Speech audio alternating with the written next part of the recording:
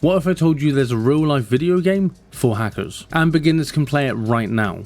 I'm not talking about games that you can play just on your PC, I'm talking about Capture the Flag. And this isn't a schoolyard game with t-shirts and bandanas, this is actual real life hacking that you can do right now as a noob. It's a hacking competition where you race to try to find a secret before other people, and every time you do that, you get points. In the next few minutes, I'm going to be taking you from zero to flag capturing a hero, so stay tuned because by the end of this video, you're going to learn how a newbie like you can learn new hacking skills and join the fun.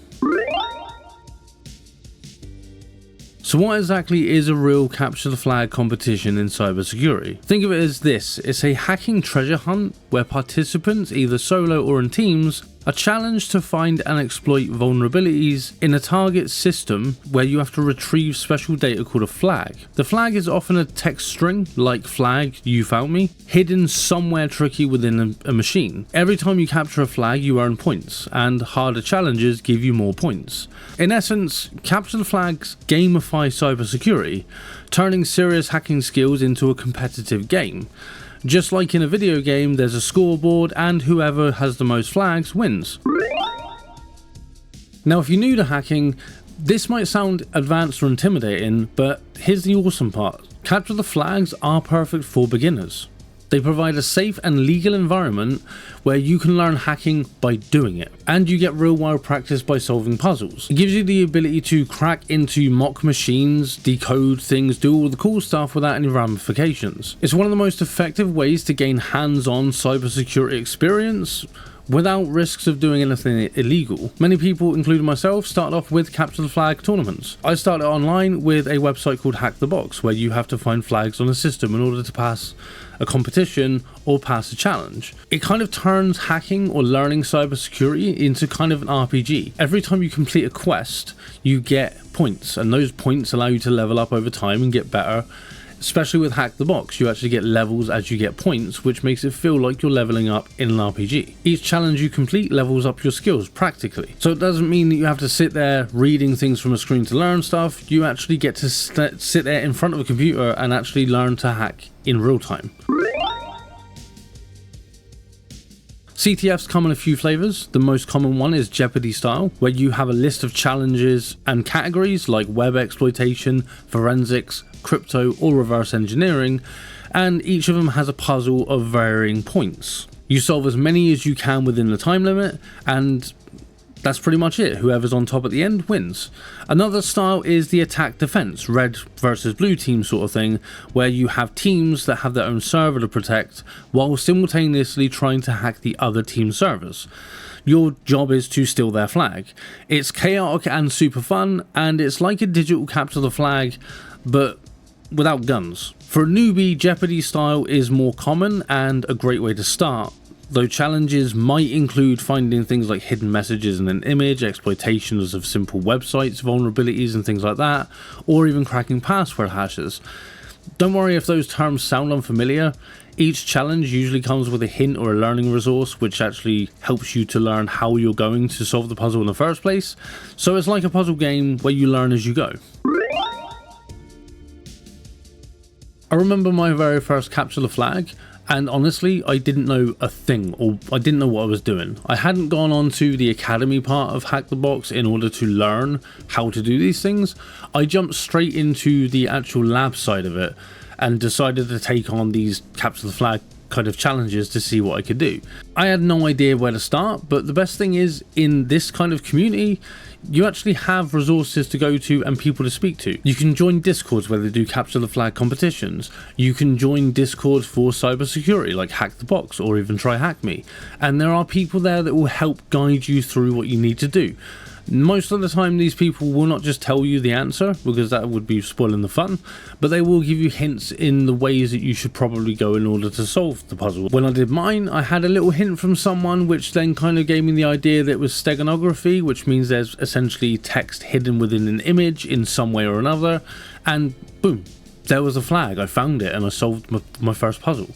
I then went on to solve 7 more machines after that, which got me really addicted to cybersecurity, and that's why I did the shift on my channel and moved towards cybersecurity.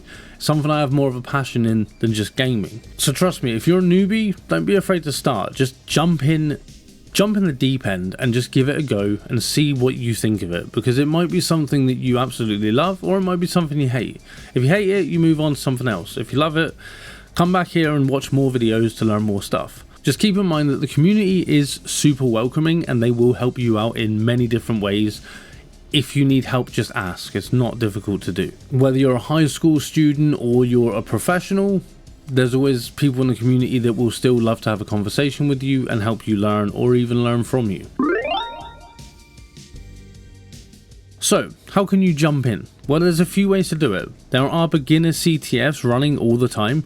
There's sites like ctftime.org, which lists ongoing competitions. You want to look for the ones that are labeled easy or newbie friendly. Some capture flags are even designed for students or beginners specifically, so it's good to look around.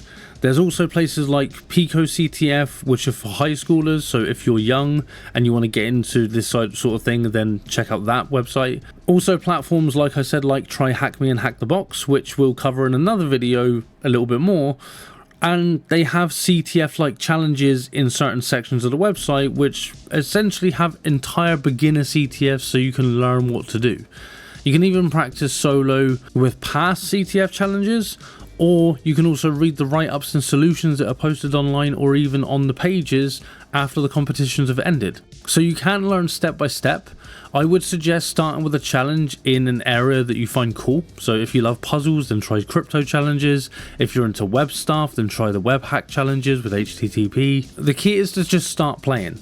Treat it like a game and have fun with it. You'll pick up many skills naturally while you're doing it, and you can Google errors and read write-ups and search for things online, even using things like ChatGPT to help guide you through it, because it will not tell you the answers to the puzzles. It's not allowed to. Trying and failing is the best way to start your learning process. By playing CTFs, you're not only having a blast, but you're also training your hacker mindset. You learn to think critically and creatively, and every challenge is basically a complex puzzle that sharpens your problem solving skills. You'll get exposure to real world security issues, and many challenges are based on actual vulnerabilities. Plus, it's great for networking. You'll meet other cybersecurity people and communities. You might even form teams or even find people that want to help you learn and help you get better. Some competitions even catch the eye of recruiters, so believe it or not, there are cases where doing well in a capture the flag can lead to job interviews in cybersecurity. But most importantly for now, it's okay if you don't win or capture the flag. All you have to do is give it an attempt.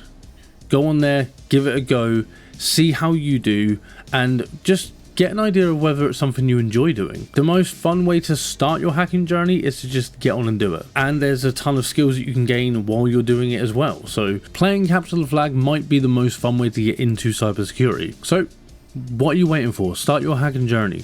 You have nothing to lose and everything to gain.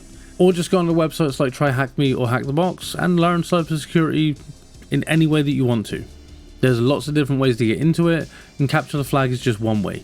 But if you're not entirely sure about what hacking actually is, or you want a better idea or a better explanation, then check out this video up here, because it actually gives you an explanation of exactly what hacking is, just in case you don't understand. And I'm talking ethical hacking, not the illegal stuff.